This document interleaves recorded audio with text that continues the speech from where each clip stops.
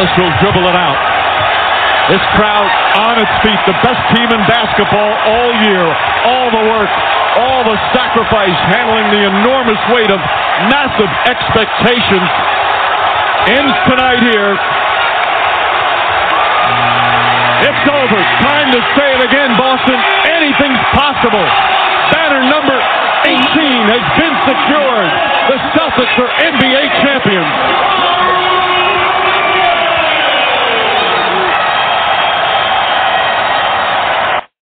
All right, everybody. That audio was courtesy of ABC, ESPN, and the Walt Disney Company. That was Mike Breen on the final call of Game 5 of the 2024 NBA Finals. And the Boston Celtics, yeah, you heard what he said. They raised banner number 18, their 18th NBA championship in franchise history. And now they currently, as this show is airing, they lead all NBA franchises for the most NBA championships. And certainly when you think of the talent of the Boston Celtics with the likes of the Jason Tatum, Jaylen Brown, Al Horford, Kristaps Porzingis, Drew Holiday, Derek White, of course, head coach Joe Mazzulla, amongst others, man, it made it a banner season for the Celtics. And let's welcome him back to the program. He is the general manager of the Union Oyster House, which is one of the legendary restaurants, not just in the city of Boston, but just all over the world. Jim Mollin. Jim, welcome back to the program. Yeah, thank you for having me back. It's great for the Celtics with a lot going on. Oh, man, I can only imagine what's going on in Boston and really the surrounding areas. And as always, again, thank you so much for taking time out of your busy schedule to be with us on the program. So let's get right to it. The Celtics, they raised banner number 18, their 18th NBA championship. Just give me your thoughts on the Celtics raising the 18th banner. Well, the city's ecstatic. I mean, it's been a while since '08, since we had that 17th. I mean, I haven't seen this much excitement with the Celtics since then. And I think, you know, that banner going up, I mean, everybody in the city was tuned in. It's kind of interesting at the parade. You know, of course, we were busy afterwards, but I think they said there were 1 million people. And I was talking to folks in the restaurant that were from a couple of people from Philadelphia. They came up for the parade.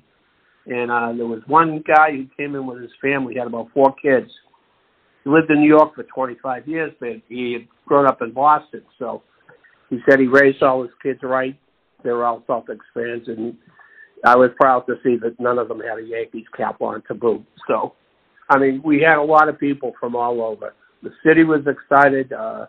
You know, kids were down here. Families were down here. The garden was packed in outside. The entire route, I mean, you couldn't move. There were so many people around. But it went very, very well. It got started a little bit late. It followed its route from the garden out to Copley Square. So it passed quite a bit of downtown Boston, probably a little over 2 miles. And it was exciting to see. It really was. Definitely. From watching it, it was really amazing. We're going to get more into the parade a little bit later, but there was certainly some of the key elements that made this season what it was, a magical season and a championship season. I just want to start off talking about Drew Holiday. When the Celtics pulled the trigger to get Drew in that trade right before the season had started, man, it paid off big dividends for the Celtics. Just give me your thoughts on Drew and his contribution this past season. So he was great. I mean, you put him back there with Derek White, and you know, you just had the best 2 defensive guards I think in the NBA. They just shut teams down when they had to. He was a massive contributor. So we were very excited about getting that player. All right, and another person that came through in the clutch in a big trade, that was the gentleman from Latvia, KP, Kristaps Porzingis. When healthy, he made his presence felt, especially in this series. Just give me your thoughts on Kristaps and his work this past season. You know, another just really tough, hard player. I mean, he contributed. He's, you know, part of the reason they all, got to where they were. It's what really kind of amazed me about a lot of, not just he, but a lot of other players. You had a lot of outstanding players on this team, but I think what really pulled them together is the fact that they could play together as a unit, and that's kudos to Joe Mazzulla for pulling that together. I mean, you had a lot of paid players, a lot of egos, but you didn't see that. They just they went out there and did their jobs. It was incredible. All right, and certainly somebody that, I mean, you talk about really being the heart and soul of the team and just the leadership skills. Al Horford, man, what's not to love about Al, right? Finally getting his first championship and definitely deserving of it. Just give me your thoughts on Al and his play. He was great. I mean, he was just a fan favorite. I mean, he had some great stats. He went out there. He crushed it when he was healthy and just, helped this team along so much. I mean, they were fortunate that they could fill that center spot with a few guys, but he definitely was, the guy to go to when we could get him. He really put everything together. You had the two offensive guns up front and the defense in back, and you had Al down there directing all the traffic and just making things happen. All right, and then, lately the Celtics within the last year and a half, they've been a money machine and all for the right reasons.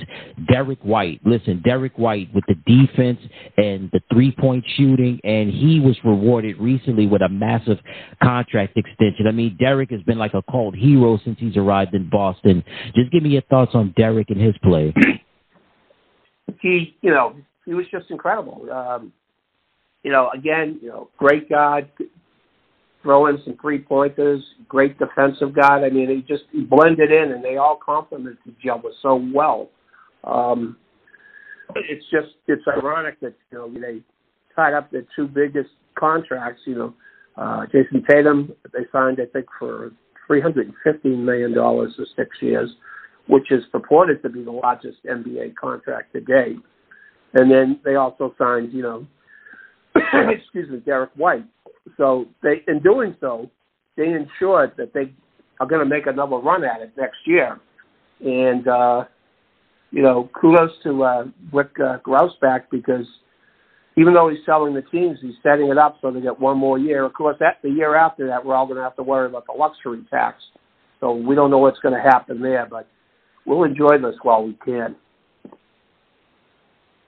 You're right about that. They have to enjoy it while they can, and certainly they're building, as you stated, for at least the next 5 years. And Derek has been one of the key components for the last several years, and it was definitely a gem and definitely smart for them to lock him down for a while and give him that extension.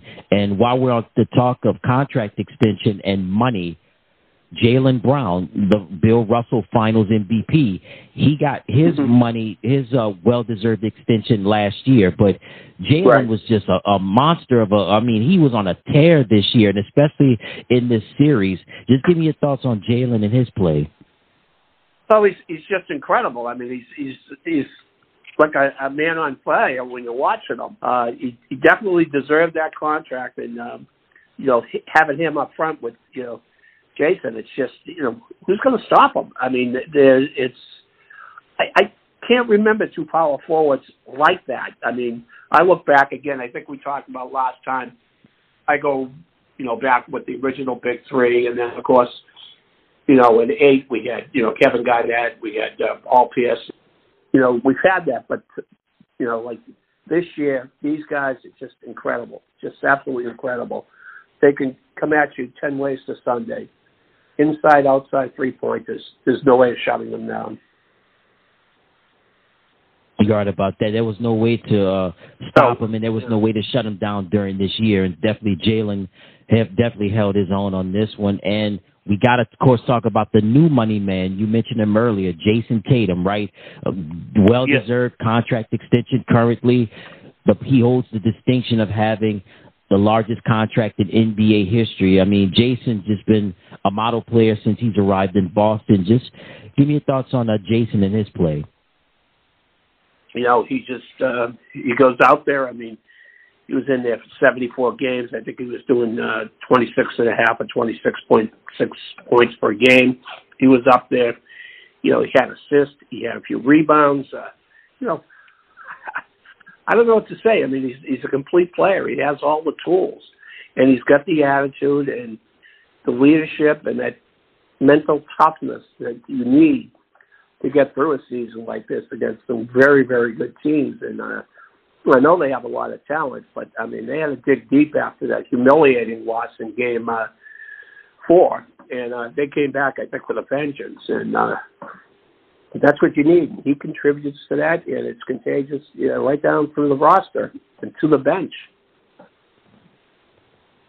All right, rightfully so. And you talked about the roster and especially the bench, and certainly the gentleman who the head coach of the Celtics, Joe Mazzulla. I mean, listen, what a job he's done in such a short amount of time. I mean, he became the head coach due to some interesting circumstances, but Joe came in, and when we talked about Tatum and Brown and the rest of the crew on that roster, I mean, Joe really rallied the troops and, hey, got rewarded with an NBA championship. Just give me your thoughts on Coach Mazzulla and his season. It's amazing. He picked up, as you said, under, strange circumstances. But this is a guy, he amazes me. Never played in the NBA, but he was just a solid coach. He pulled this team together. He's like, and united all these guys. I mean, high talented, have them check their egos. And like I said, function together as a unit. I mean, sometimes that's hard when you have superstars like we have. And he made them work. He kept them going. There were some downtimes. He picked them up. He inspired them. I mean, we love him, absolutely love him in the city of Boston. I'll tell you a little bit about, after they won the championship. He took the Bryant Trophy and went through the North End, the neighborhood of Boston, showing it off so the people down there could see it. And I took it out to dinner with himself one night when he went out with his wife. And there's a small community south of Boston, Quincy. And he went down through there. He was in the center of the town with the mayor, so people could see it. It was just a nice gesture. And it's reminiscent of something that the Boston Bruins did back in 2011 when they had the Stanley Cup. The players paraded through the North End and around the city of Boston, just so people could get up close, see it, touch it. We were actually lucky enough back then that they brought it into the Oyster House, and we had several pictures taken with the Stanley Cup at the bar and throughout the place, and people had a chance to come over and take pictures of it. But, I mean, that's the type of guy he is. The city loves him. The fan base loves him. The players respect him, and they look up to him. And, you have all the talent in the world, but if somebody's not there directing it and, marshaling it, nothing's going to happen. Yeah, you're absolutely right about that, and definitely he's the right director thus far for the talent on that team, so big ups to head coach Joe Mazzulla. All right, so, Jim, you mentioned some things earlier about the parade in downtown Boston, and, man, just watching it, they said that it was estimated that over 2 million people were in downtown Boston for the parade. Do you know what the actual numbers were, what the actual figures were, how many people were in attendance? I don't know. I mean, it was at least 1 million. I'd say it could be like 1.5 million, 2 million. I mean, the place was packed. As I said, the route runs a little over 2 miles, and it ran from the Garden. You went up a major street across the back of City Hall Plaza and continued down along Boston Common, which is a very famous landmark, and down Boylston Street where the marathon ends, and it ended up down in that area by the Prudential Center. And you couldn't squeeze any more people behind those police barriers. I mean, people were just going crazy, and it's just it's kind of funny. We have one guy who's a pretty good-sized guy. He's about 6'4", big man. He was there, and some guy said, I'll give you $20 if I could sit on your shoulders when the duck boats came by. So he took it. But everyone enjoyed themselves. It went very peacefully. I think they had a handful of arrests, if that. And it was definitely family-friendly.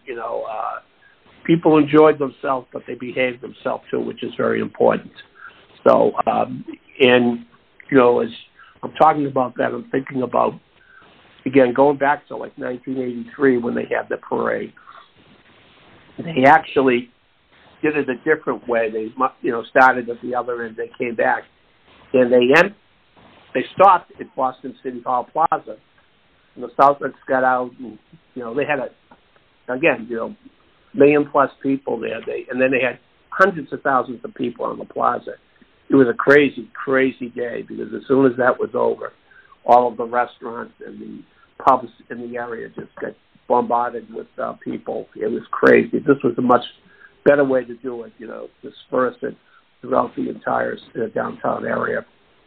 So it's a lot of fun. We did well with it. We had a lot of fun with people coming in from it, and especially seeing all the young kids that were, so ramped up about their Celtics. It was wonderful. Yeah, it looked like it was a very festive atmosphere just watching it on television. And you mentioned earlier that you met somebody from New York and Philadelphia that were at the parade. Did you meet anybody from maybe the neighboring states in the New England area or someone that came from maybe from overseas to take part in this? No, I didn't have a chance to see them. We had people from New Hampshire, down that day. And I'm sure we had some coming up from Rhode Island and, probably a few more people from New York that didn't want to admit it. But we didn't see any Laker fans there, strangely. But oh, wow. Okay. I'm sure there were people from all over. But it was just a great, great day. Yeah, indeed, it looked like a great day. Consider, the weather leading up to the parade. I know on the East Coast they had been battling horrid conditions with a heat wave and stuff, but it was great to, as you mentioned, the weather definitely cooperated. Mother Nature was on its best behavior, and certainly it was a great day in Boston, specifically in downtown Boston for the parade. And the Union Oyster House, where you work, and you mentioned about bars and pubs and just everybody just was busy during the parade. I want to ask you, what was business like at the restaurant during the finals? During the finals, every night was busy. People would be down there. They would have, down on Canal Street, a little further from us as you're going towards the Garden, they would shut the street down and just open up like a fair. The street would be cut off from traffic. You would have, the pubs and the restaurants serving, and people could go outside and kind of roam around. They had screens up where they could watch the game. So it was a real celebration. And during the away games, folks at the Boston Garden, the city of Boston, set up, they sold tickets, right, at $18 to the Garden, and they had a watch party. And they filled it. People went in and just watched the game on the jumbotrons that they have up there and just had a wonderful time. And the folks that couldn't get in there were, starting to fill up the restaurants and the bars so they could view it.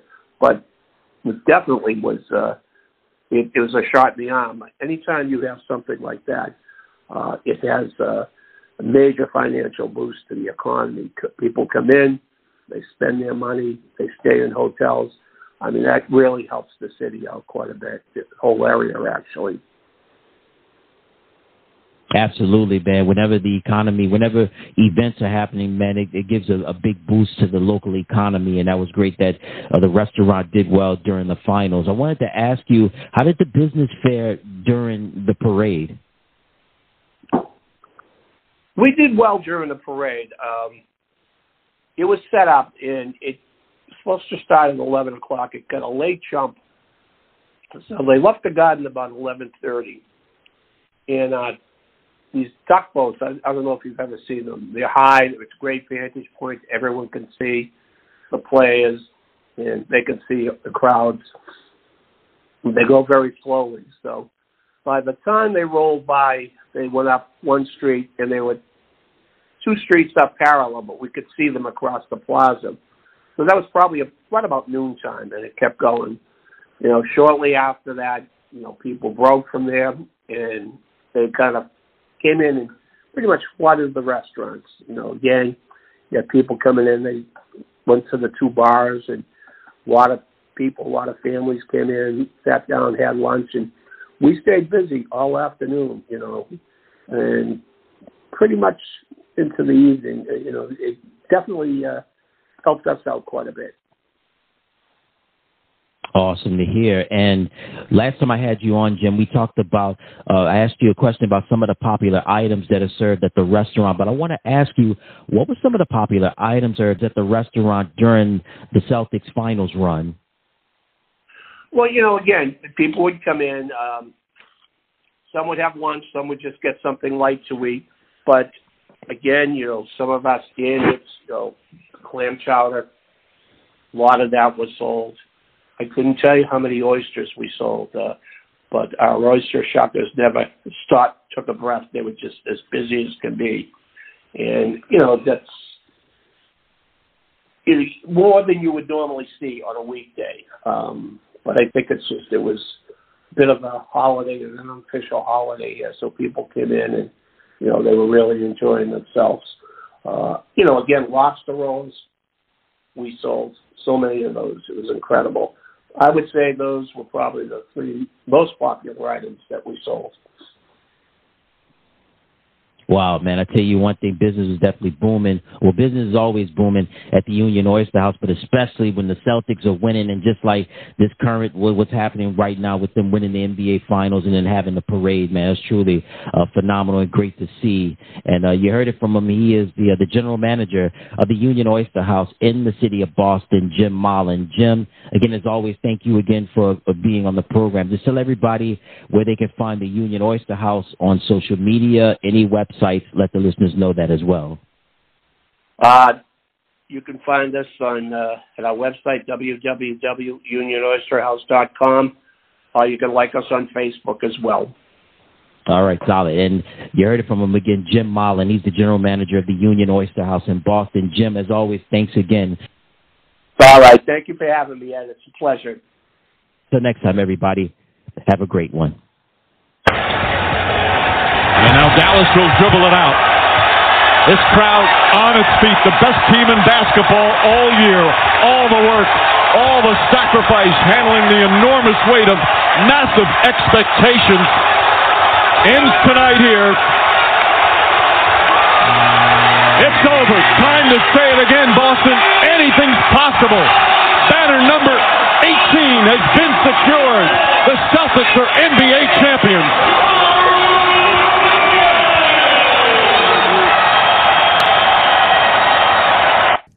Hey everybody, thank you so much for tuning into the channel. Remember to click like, share, and subscribe, and thank you for watching.